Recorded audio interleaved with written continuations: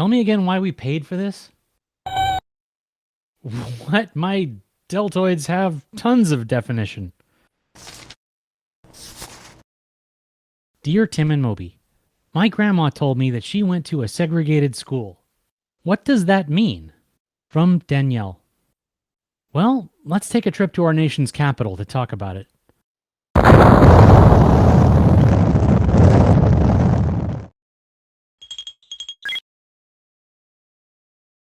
So, segregation. If you look up segregate in the dictionary, the definition is to separate or set apart from others, to isolate. Throughout the history of the United States, African Americans have been the targets of racism. They've been treated poorly because of the color of their skin.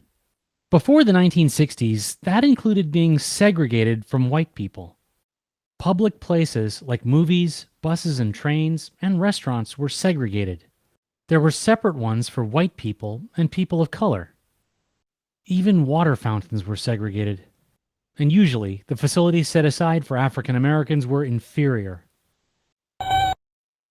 Well, it all goes way back to the end of the Civil War in 1865. Millions of formerly enslaved African Americans were suddenly free, and new laws were passed to protect their status. The 13th Amendment to the Constitution outlawed slavery. Then in 1868, the 14th Amendment was added. It says that all people have to be treated equally, no matter what the color of their skin is. But a lot of white Southerners had no intention of obeying these laws. They were angry that African Americans could now live alongside them as equals, not servants. So at the state level, they passed laws segregating public spaces. Yeah, there were attempts to fight these unfair laws. In 1892, Homer Plessy sat in a whites-only car in New Orleans. He knew he'd be arrested, and that was the plan. Plessy sued the judge at his trial, John Ferguson, for violating the 14th Amendment. The case was taken all the way to the United States Supreme Court. In Plessy versus Ferguson, the court ruled that segregation did not violate the Constitution. As long as segregated facilities were of the same quality, no law was broken. This idea became known as separate but equal. Of course, in practice, the separate areas were almost never equal. And that's how things stayed in a lot of the country for a long time. African Americans never gave up the fight against segregation. They formed the National Association for the Advancement of Colored People, or NAACP, a civil rights organization committed to equality. In 1946, the group took on a case fighting segregation on interstate buses. Lawyer Thurgood Marshall argued before the Supreme Court and won. Marshall later served on the Supreme Court himself. The NAACP also found an ally in President Harry Truman, who desegregated the military in 1948.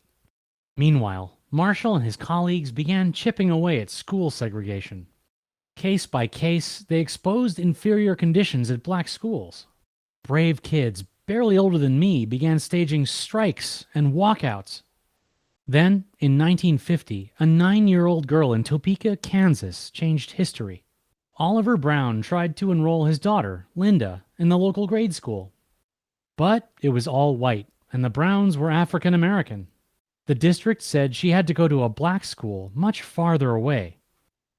Mr. Brown and 12 other parents sued the Board of Education for the right to send their children to the local school. The case made it all the way to the Supreme Court in 1952. Thurgood Marshall represented the Browns, arguing that separate schools could never be equal. In 1954, all 9 Supreme Court justices decided in favor of Oliver Brown. Brown versus Board of Education of Topeka made segregation illegal, in schools and everywhere else, too.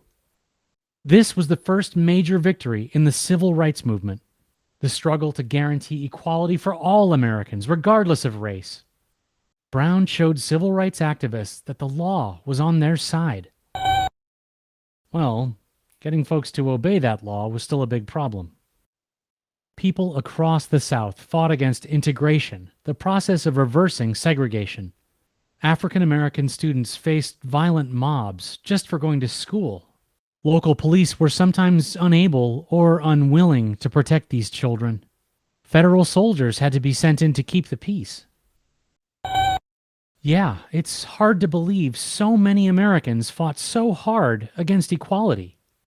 Even today, we're still dealing with the damage that segregation left behind, including racist beliefs still held by too many of our fellow citizens.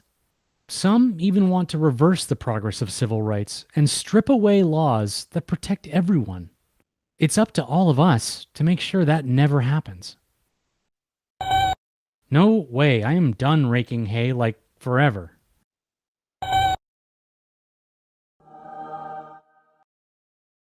All right, I have to admit, that's a pretty square deal.